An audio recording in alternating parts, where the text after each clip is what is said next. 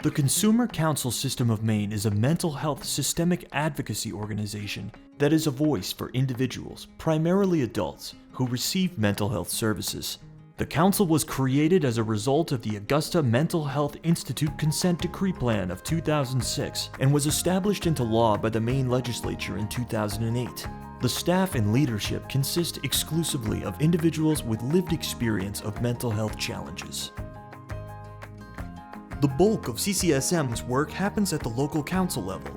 It is here that true grassroots work is done. The councils meet on a monthly basis, and members discuss local and statewide issues, and talk about Maine's mental health system works and where its challenges are. Information from local councils is then funneled to the statewide Consumer Council, or the SCC. The SCC is CCSM's board of directors. The SCC is responsible for looking at recommendations from each local council, as well as issues brought forth in their own bi-monthly meetings, and CCSM subcommittee meetings. It is the job of the SCC to direct CCSM on projects and tasks it will take up. Any issues brought up at the local council or statewide council are also funneled through CCSM's Issue Statement Development Committee, which works to create recommendations and outcomes that are then sent to outside entities, such as the Office of Behavioral Health or DHHS, the legislature, other peer groups, service providers, and more. This is CCSM's way of collaborating with others and forming relationships that help foster change. In addition, the Council's Legislative Committee tracks and monitors bills introduced to the legislature that relate to mental health services, collaborates with legislators and other organizations that bring forth mental health legislations and bills, and assists peers in writing and providing legislative testimony. There are many ways CCSM collects information from the peer community and general community at large. Besides gathering information at local councils and subcommittee meetings, the CCSM holds forums and other events, participates in outside work groups, and has a mechanism to collect feedback online via their website and social media pages, Facebook and Twitter. Information is disseminated back and forth between the local councils, statewide consumer council, and the CCSM subcommittees on a regular basis. And this is how the work gets done.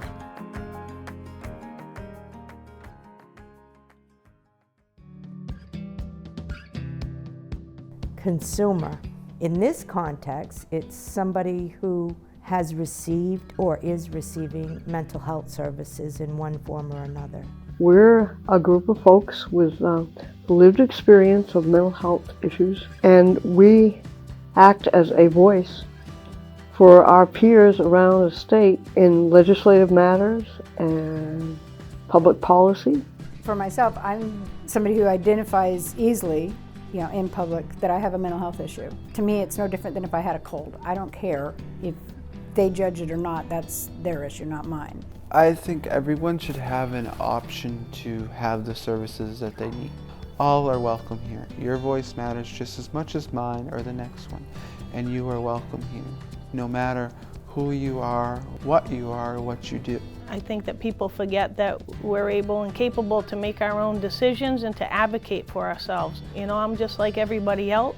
I just struggle time to time with anxiety or depression, and it doesn't mean that I'm not smart or I'm not able to communicate what I need or how I feel, and I think that's important for people to understand that.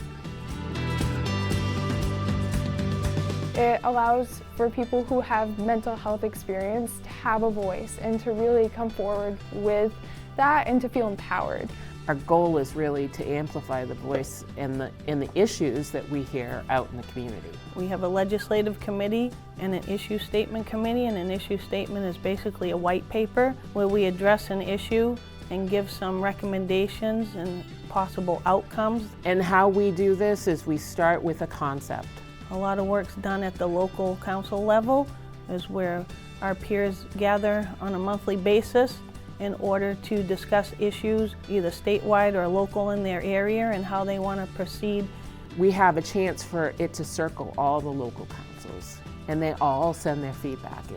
And then that gets filtered up to our statewide Consumer Council, which is our board of directors, and then the issue statement, once it's approved, will be sent to the proper channels.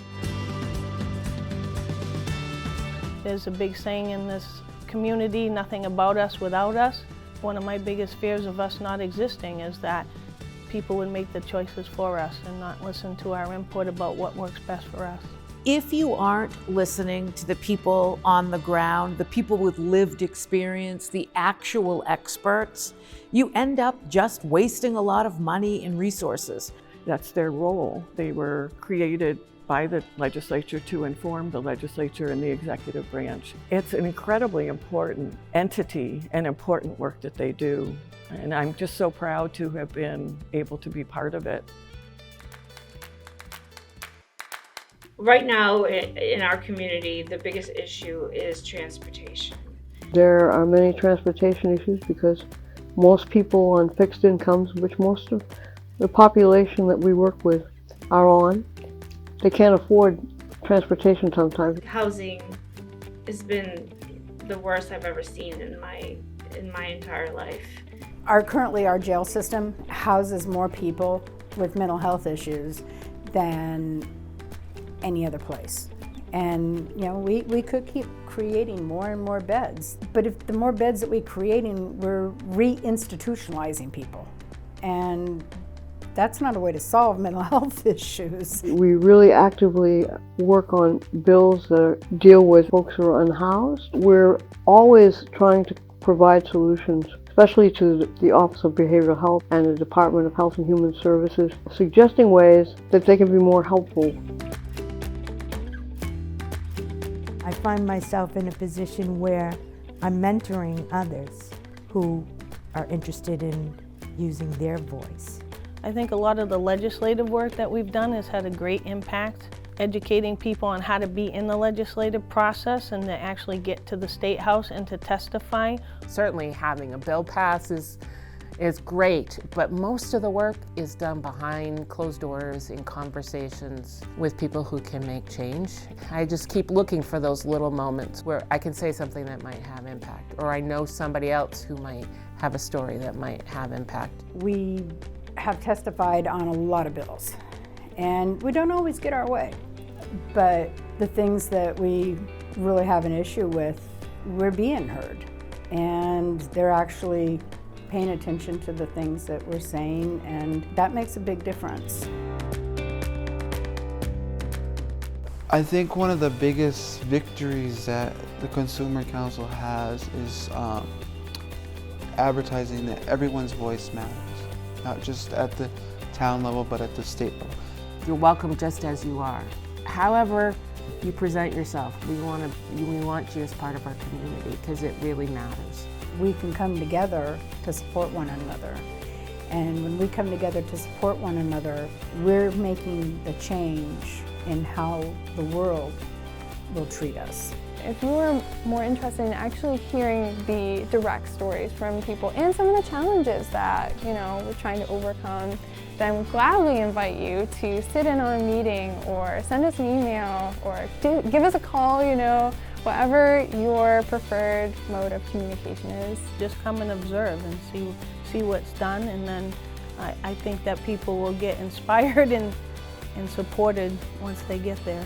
Any successful engagement in recovery work comes from being humble enough to know that the person sitting across from you is the actual expert. And when you can listen to them, that's where true healing happens and recovery starts. There's a lot of changes that are coming, a lot of things that are in the process, and we're bringing back more people with lived experience. The Consumer Council is a voice, an advocacy. They're charged with doing exactly that, and that's exactly what they do. I don't know where we'd be without them.